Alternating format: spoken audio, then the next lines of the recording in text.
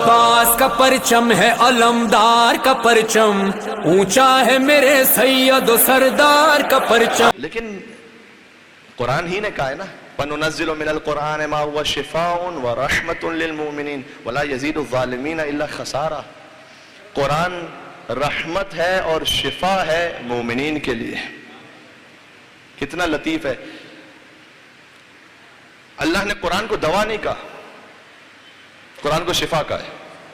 دوا کبھی اثر کرتی ہے کبھی نہیں کرتی. قرآن شفا ہے نا. تو اللہ وَلَا يَزِيدُ الظَّالِمِينَ إِلَّا خَسَارًا کل شاید پیش کر چکا ہوں. ظالم اس کا خسارہ اور بڑھ جائے گا. قرآن پڑھتے ہوئے کہیں کچھ لوگ ہوتے ہیں پھر ان کا دماغ اپنے ہوتے ہیں، اپنوں سے شکوا کر رہا ہوں، ان کا دماغ بن جاتا ہے پھر بھائی یہ پتہ نہیں اب یہ جو فضیلت آپ سنا رہے ہیں مولا علی کی پتہ نہیں یہ ٹھیک ہے یا نہیں، پتہ نہیں. آہستہ آہستہ وہ سیڈو انٹیلیکچوئل بن جاتے ہیں. بھائی یہ تبرہ وغیرہ ہمیں سمجھ میں نہیں آتا، یہ آپ کیا کر رہے ہیں. جملہ کہہ رہا ہوں یہ بھی بہت سارے جملے وہ ہیں کہ جو اصول بن سکتے ہیں، ان میں یہ بھی ہے. اسی طرح اصول کیجئے گا جیسے کہنا چاہ رہا ہوں. اس قرآن فہمی کی کوئی حقیقت ہی نہیں ہے جو آپ میں تولا کا جوش اور تبرہ کی غیرت نہ پیدا کر سکے. پتہ نہیں جملہ کس طرح سے پہنچا. اگر جملہ پہنچ گیا یہ جتنے بھی اعمال ہیں وہ قبول ہی ولایت کی وجہ سے ہیں. لیکن یہ بھی ادھورا جملہ ہے. حدیث کا پورا جملہ سناؤں آپ کو. امام نے کہا کہ دین کی بنیاد 5 چیزوں پر ہے: الصلاۃ والصوم والحج والزکوٰۃ والولایہ. نماز، روزہ، حج، زکوٰۃ اور ولایت اہل بیت اطہار. تو امام سے پوچھا گیا کہ مولا کیا نماز افضل ہے؟ امام نے کہا اللہ. روزہ سب سے افضل ہے؟ کہا اللہ. حج افضل ہے؟ کہا اللہ. زکوٰۃ افضل ہے؟ کہا اللہ. پھر مولا کیا ہے؟ کہا ولایتنا اہل البیت، ہم اہل بیت کی ولایت افضل ہے. کہا مولا لما، کیوں؟ امام نے کہا کبھی سفر کیا ہے؟ اس نے کہا ہاں مولا. کہ سفر میں نماز پوری پڑھی تھی یا قصر پڑھی تھی؟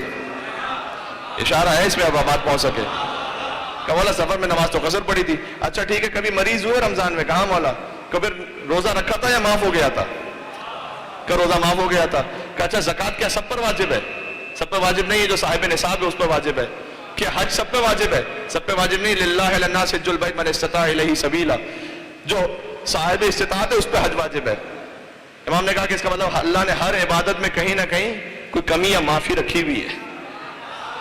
اگر سفر پہ جاؤ تو نماز قصر ہے، مریض ہو جاؤ تو روزہ معاف ہے، صاحب نصاب نہیں ہو تو زکوٰۃ نہیں ہے، صاحب استطاعت نہیں ہو تو حج نہیں ہے. کہ لیکن ہم اہل بیت کی ولایت وہ ہے، امیر ہو یا غریب ہو، بچہ ہو یا بوڑھا ہو یا جوان ہو، مرد ہو یا عورت ہو، سفر میں ہو یا حضر میں ہو، کوئی ایک ایسا نہیں ہے کہ تم اہل بیت کی ولایت کے دائرے سے باہر ہو.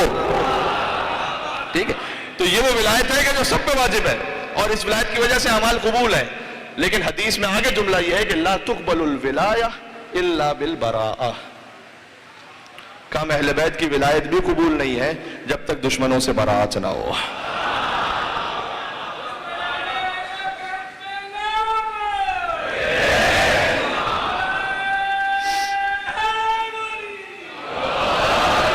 حدیث سنانے لگا ہوں آپ کے مزاج کی.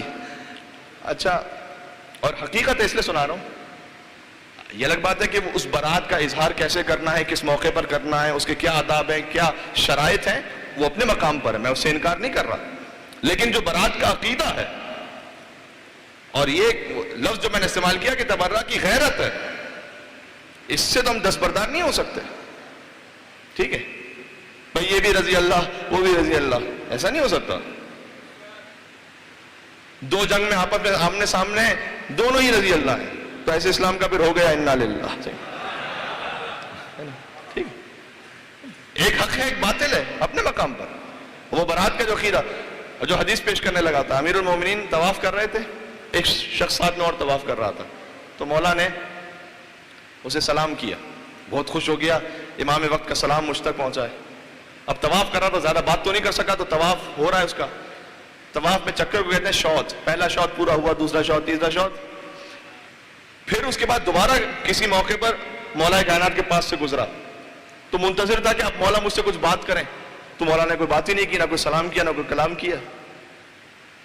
جب طواف ختم ہوا تو پہنچا مولا کے پاس. کہا مولا وہ جو آپ نے پہلی مرتبہ مجھے جو سلام کیا، مجھ سے بات کی تھی، میرے دل میں اتنی لذت محسوس ہوئی، تو میں منتظر تھا کہ آپ پھر سے مجھ سے کلام کریں گے، بات کریں گے. مولانا کا اصل میں جو پہلی مرتبہ تو گزرا تھا وہ ہم اہل بیت پر درود بھیجتا ہوا جا رہا تھا. روایت پوری سناتا ہوں یہاں سے وہاں تک مل کے صلوات دیتے ہیں حیدری محمد و آل محمد صلی اللہ. ٹھیک ہے, اس وقت تو درود بھیجتا ہوا جا رہا تھا لہذا میں نے سلام کیا. لیکن جب تو دوسری مرتبہ گزرا تو میں اہل بیت کے دشمنوں پر لعنت کرتا ہوا جا رہا تھا. اچھا سنگا مولا پھر تو یہ اس کا مطلب یہ ہے کہ درود بھیجتا ہوا جاتا تو بہتر تھا بہت, کہ آپ کے سلام کا حقدار تو بنتا. امام نے کہا نہیں, سلام کا جواب دینا واجب ہے. مجھے علم تھا کہ جب میں تجھے سلام کروں گا تو تو جواب دے گا. کاش میری بات پہنچ سکے, سمجھدار یہاں نہ کہوں گا یہ بات کہاں کہوں گا.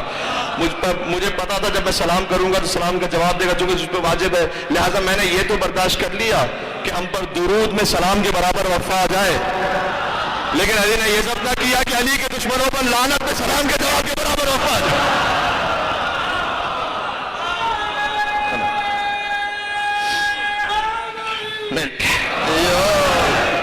حی علی